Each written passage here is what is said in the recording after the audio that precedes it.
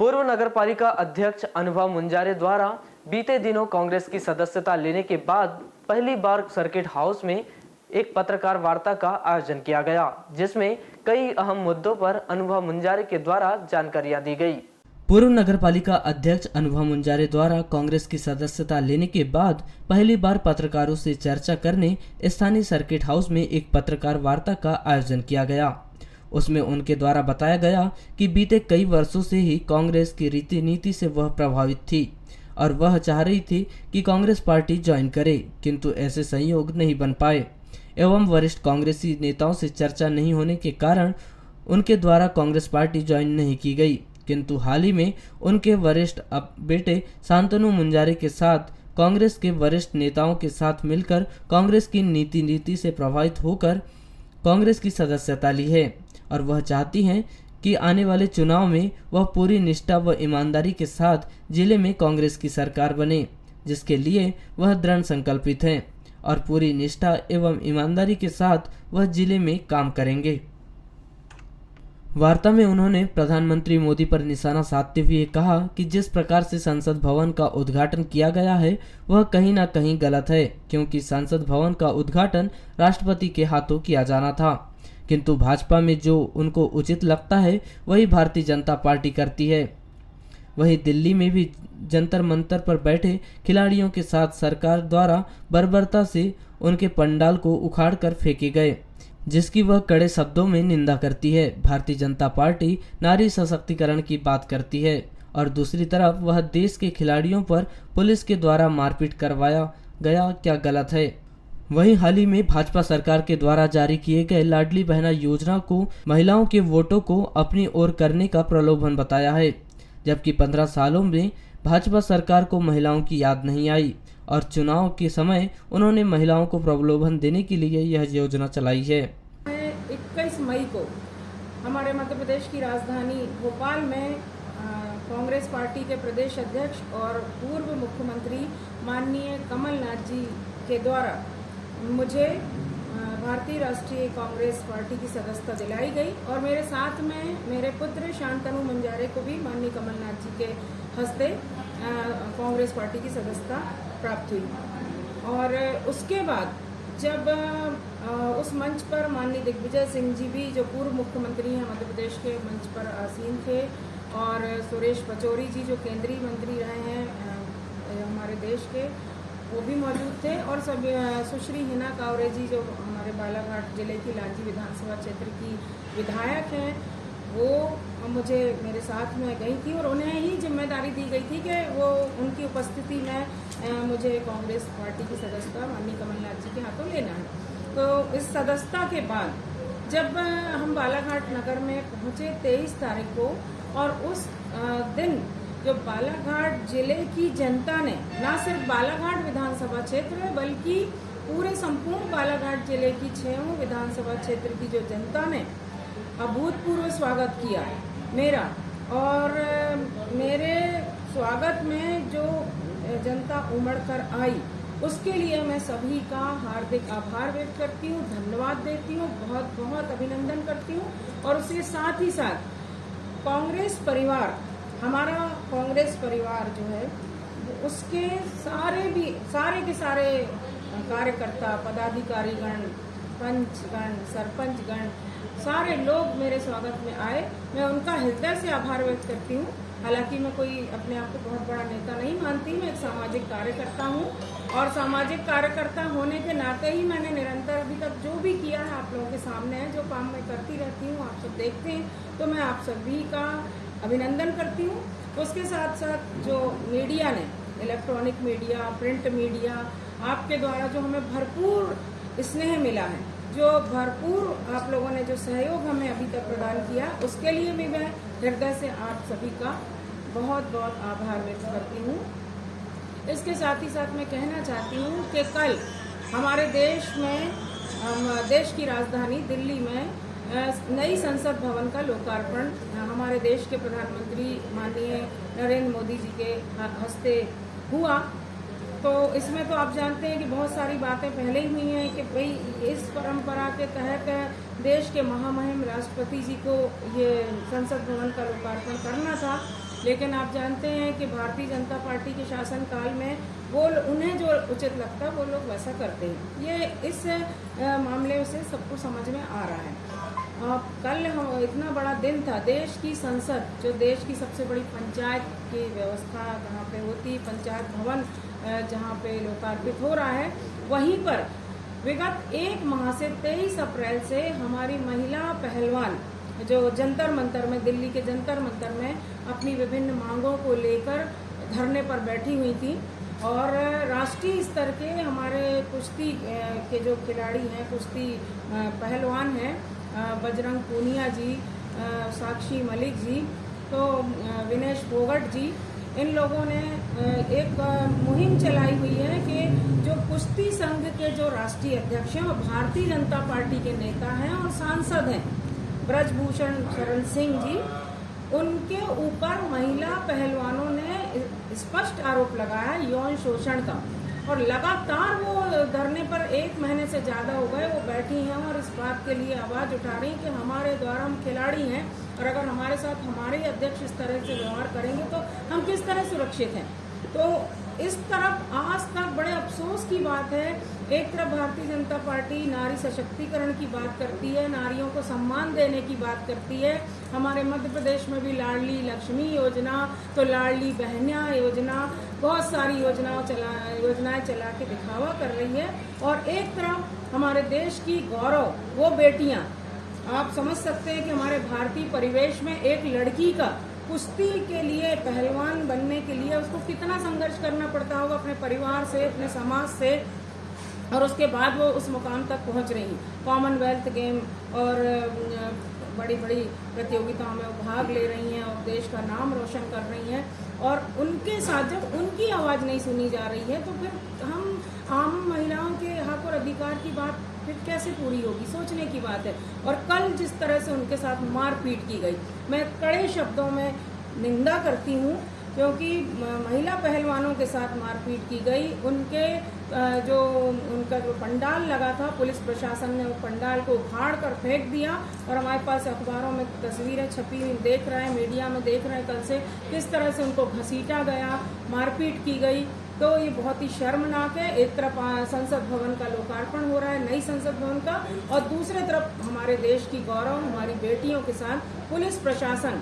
Bharatiya Janata party सरकार के संरक्षण में हमारी बेटियों का अपमान कर रहे हैं। शोषण मतलब उनका भावनात्मक, शारीरिक रूप से जो शोषण का आरोप उन्होंने लगाया था, उनकी कोई सुनवाई नहीं हो रही। इसकी कड़े शब्दों में हम निंदा करते हैं। और एक बात मैं कहना चाहूँगी कि जो अभी जो मध्य प्रदेश की भारतीय जनता पार्टी की माननीय शिवराज सिंह जी की सरकार है, इस सरकार ने जो अभी लाडली लक्ष्मी योजना और उसके बाद अभी लाडली बहना योजना जो चालू की है, मैं इसको सीधे सीधे कहना चाहूँगी कि चुनाव को देखते हुए सरकार का महिलाओं को अपनी ओर आकर्षित करने का एक फंडा है और कुछ नहीं है। आज तक आप स्वयं जानते हैं 15 साल लगभग होने लगे भारतीय जनता पार्टी की सरकार को हमारे प्रदेश में आए हुए, बैठे हुए। अभी तक ये जो बहनें हैं, जो हमारी महिलाएं हैं, वो इनको लाडली बहनें नहीं लगी। वहीं कांग्रेस द्वारा चलाई जा रही नारी सम्मान योजना को कमलनाथ की महिलाओं के लिए सम्मान देने वाली योजना बताया है,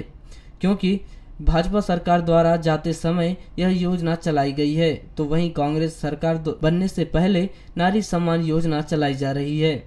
जब कांग्रेस की सरकार आएगी तो भाजपा से बेहतर इस योजना को महिलाओं के लिए चलाई जाएगी और इसका लाभ दिलाया जाएगा। हमारे नेता माननीय कमलनाथ जी ने नारी सम्मान योजना जो निकाली है, नारियों के सम्मान के लिए निकाली है। और ये इन दोनों योजनाओं में मैं आपको बताना चाहूँगी, मैंने कल सरेखा के मंच पे भी ये बात कही थी कि शिवराज जी की सरकार जाते समय, अब मात्र 6 महीना 5 महीना बचा है चुनाव को, तब ये घोषणा कर रहे हैं। और हमारे नेता माननीय कमलनाथ जी सरकार बनने के पहले ये वादा कर रहे हैं कि अगर हमारी सरकार बनती है, अगर जनता हमें सत्ता में लाती है, तो हम सत्ता में बैठते साथ ही हमारी बहनों के लिए नारी सम्मान योजना लागू करेंगे और प्रत्येक महिला बहन को 1500 रुपये महीना दिया जाएगा। कांग्रेस में शामिल होने पर अनुभव मुंजारे की पहली प्रेस वार्ता में कांग्रेस पार्टी के बड़े नेता एवं विधायकों का अनुपस्थित होने पर अनुभव मुंजारे द्वारा कहा गया कि उन्होंने जब सदस्यता ली थी तब सभी बड़े नेता और विधायक उपस्थित थे। किंतु आज उन्होंने प्रेस वार्ता ली है तो किसी कारणवश बड़े नेता उनकी प्रेस वार्ता में नहीं पहुंच पाए, जबकि उनके द्वारा सभी से संपर्क किया गया था, किंतु जिले के बाहर रहने के कारण कांग्रेस के बड़े नेता इस वार्ता में नहीं पहुंच पाए। इसमें कहीं भी कोई मनमुटाव वाली बात नहीं है, क्योंकि उनका कांग्रेस में प्रवेश जनता की मांगों पर उनके द्वारा कांग्रेस में प्रवेश किया गया है। उनका पूरा कांग्रेसी परिवार एक है और किसी का किसी से कोई मतभेद या मनमुटाव नहीं है। आप जब कांग्रेस में शामिल हुई, आपकी पहली प्रेस वार्ता, इसमें ना विधायक है, ना जिला अध्यक्ष है, ना कार्यकारी अध्यक्ष है, कोई भी नहीं, तो क्या हम ये माने कि कांग्रेस के समानांतर आपके आने से कांग्रेस बन गई है? नहीं, ये बिल्कुल गलत बात है। अभी आपने देखा होगा, कल हमारा सरेखा में कार्यक्रम था, जनता के द्वारा एक सम्मान का कार्यक्रम रखा गया था, तो उसमें हमारे जो नगर अध्यक्ष हैं श्याम पंजवानी जी, जो जिले के उपाध्यक्ष हैं कांग्रेस पार्टी के अल्लाह रखा भाई, और नगर पालिका के कम से कम 6 से 7 कांग्रेस पार्टी के पार्षदगण, और हमारे जो कार्यवाहक अध्यक्ष जी हैं राजा सोनी जी, वो मौजूद थे बराबर। और सभी का मुझे बहुत सहयोग मिल रहा है, साथ मिल रहा है, स्नेह मिल रहा है। और उस दिन जो कंजई से जो बालाघाट तक की जो रैली थी, उसमें भी सभी लोग साथ। सार्वजनिक आयोजन की बात नहीं कर रहा हूँ, मैं प्रेस वार्ता की बात कर रहा हूँ, पर्सनली प्रेस। अभी तक ये होता था कि कांग्रेस प्रेस वार्ता लेती थी, अध्यक्ष, उपाध्यक्ष, विधायक जो भी है वो पदाधिकारी, बड़े पदाधिकारी होते थे, आज पहली बार ऐसा हुआ, इसलिए नहीं, ऐसा आप बिल्कुल नहीं सोचें। संजय उइके जी से मेरी बात हुई तो उन्होंने कहा भाभी आप करिए, हम तो आप साथ में हैं ही, वो कहीं बाहर हैं संजय उइके जी। हिना जी से भी बातचीत हुई, तो उन्होंने भी कहा कि आंटी आप बिल्कुल प्रेस वार्ता आपकी ज़रूरी, आप करिए, मैं थोड़ा आउट ऑफ स्टेशन हूँ, अगले बार जब भी आती हूँ साथ में बैठ के पत्रकार वार्ता करेंगे। तो कहीं कोई मनमुटाव नहीं है। आप सब जानते हैं कि हमारा जो कांग्रेस में प्रवेश हुआ है वो जनता की मांग पर हुआ है। आप जानते हैं विगत 10 सालों से 2013 से इतना ज़्यादा लोगों में एक मन में एक था भाव के मुंजारे परिवार को कांग्रेस पार्टी में शामिल होना चाहिए, और हमारे लड़ने से और कांग्रेस पार्टी के लड़ने से आप देख रहे हैं कि भारतीय जनता पार्टी को सीधा लाभ मिल रहा था, सीधा वोटों का इस तरह ध्रुवीकरण हो रहा था, जिससे सीधा सीधा भारतीय जनता पार्टी को इसका लाभ मिलता रहा है। तो इस बार हमने जनता की आवाज़ को सुनने का काम किया। अनुभव मुंजारे के कांग्रेस में सदस्यता लेने के बाद जिले में कांग्रेस की दावेदारी को लेकर चर्चाएं तेज हो गई है और पूर्व सांसद कंकर मुंजारे भी परसवाड़ा विधानसभा से अपनी क्रांतिकारी पार्टी से चुनाव लड़ने का ऐलान बीते दिनों प्रेस वार्ता में कर चुके हैं,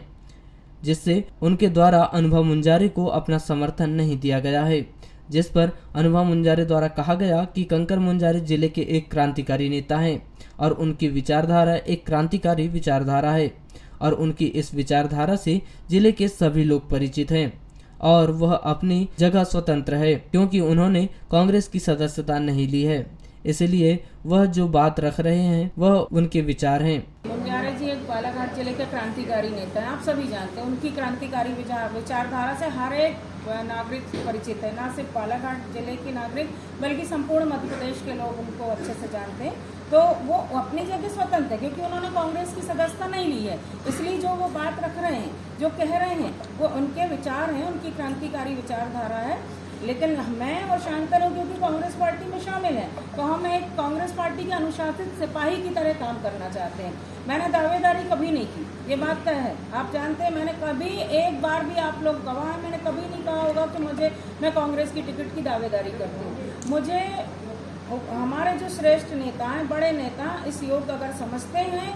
इस काबिल मुझे समझते हैं, मेरे क्षेत्र की जनता अगर मुझे इस काबिल समझती है और अगर मुझे ऐसा अवसर मिलता है तो मैं इसमें इनकार नहीं करूँगी। वहीं उनसे पूछे गए एक सवाल में कहा गया कि यदि परसवाड़ा क्षेत्र से उन्हें कांग्रेस के पक्ष में यदि प्रचार करने का मौका मिलता है और पार्टी के वरिष्ठ नेता उन्हें क्रांतिकारी कंकर मुंजारे के खिलाफ प्रचार करने परसवाड़ा भेजते हैं तो वह पार्टी के दिशा के अनुसार काम करेंगी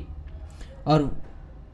कि वह पार्टी के कार्यकर्ता के रूप में हमेशा काम करना चाहती है और काम करेंगे, क्योंकि वह हमेशा से ही कांग्रेस को मजबूत करने के लिए अपना काम करेंगे। साथ ही अनुभव मुंजारे ने यह भी कहा कि आने वाले चुनाव में वोटों का बंटवारा नहीं होगा और सभी कांग्रेस का कार्यकर्ता कांग्रेस की जीत के लिए काम करेगा,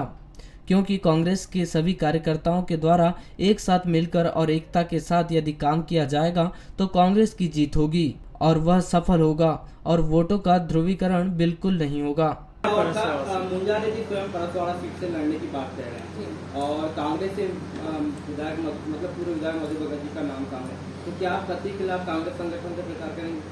देखिए, ये मैं इसमें ये कहना चाहूँगी कि मुझे हमारे जो कांग्रेस के जो प्रदेश स्तर के जो संगठन है, बड़े हमारे नेतागण हैं, उनका जो दिशा निर्देश मिलेगा उसके तहत मैं काम करूँगी। मैंने कहा आपको कि मैं पार्टी के एक कार्यकर्ता के रूप में काम करूँगी, सिपाही के रूप में काम करूँगी और कांग्रेस को मजबूत करने की दिशा में कार्य करती हूँ। कांग्रेस वहाँ जाएंगी चुनाव प्रचार करने के लिए, तो आप जाएंगी वहाँ पर चुनाव प्रचार परसवाड़ा में? वो समय बताएगा। आप सबके आशीर्वाद से मैं बालाघाट नगर पालिका परिषद में 10 साल अध्यक्ष रही हूँ और बड़ी बात तो नहीं करती, लेकिन मुझे थोड़ा बहुत अनुभव है वहाँ पे काम करने का ज़मीनी स्तर पे। तो मेरा ऐसा मानना है कि माननीय विधायक जी गौरी शंकर बिसेन जी ने कहीं ना कहीं ये स्वीकार कर लिया है कि उनके द्वारा जो परिषद का गठन किया गया या बैठाया गया वो कहीं ना कहीं अक्षम साबित हो रहे हैं। अगर वो सक्षम होते तो माननीय विधायक जी को क्या जरूरत है फील्ड में आके सफाई करवाने की? ठीक है, जनप्रतिनिधि हैं, उनके निरीक्षण होना चाहिए, मैं मानती हूँ, लेकिन अगर वो खुद खड़े होकर नालियों के ऊपर का सीमेंटीकरण हटवा रहे हैं, तोड़वा रहे हैं और खुद कह रहे हैं कि हम अपने हाथों में नगर की सफाई व्यवस्था ले रहे हैं, तो फिर आपके अध्यक्ष जी किस काम के? आपके चुने हुए जो पार्षदगण हैं वो किस काम के? आपके सभापति किस लिए हैं? पूर्ण बहुमत के आप लोग बैठे हैं वहाँ पे, तो फिर ये स्थिति क्यों बन रही है? कहीं ना कहीं आपके जो बैठाए हुए लोग हैं वो अपने कार्य को कुशलता से नहीं कर पा रहे हैं, जनता का संतुष्ट नहीं कर पा रहे हैं और आपको लग रहा है कि आने वाले समय में विधानसभा चुनाव है और क्योंकि बालाघाट विधानसभा क्षेत्र जो है यहाँ का बहुत बड़ा जो वोट बैंक है वो शहर के अंदर ही है, तो नगर पालिका क्षेत्र में ही है, इसलिए माननीय विधायक गौरी शंकर बिसेन जी को ये भी डर सता रहा है कि अगर ये शहर की अव्यवस्था, गंदगी, लाइटों की हालत खराब और जो कुशासन जिस तरह से चल रहा है, अगर ये जनता ने इसको देख रही है, समझ रही है, अगर गुस्सा ने अगर विधानसभा चुनाव में निकाल दिया तो उसका सीधा खामियाजा उन्हें भुगतना पड़ेगा। इसलिए वो खुद मैदान में उतर के सफाई व्यवस्था हाथ में लेकर जनता को अपने तरफ प्रभावित करने की कोशिश कर रहे हैं।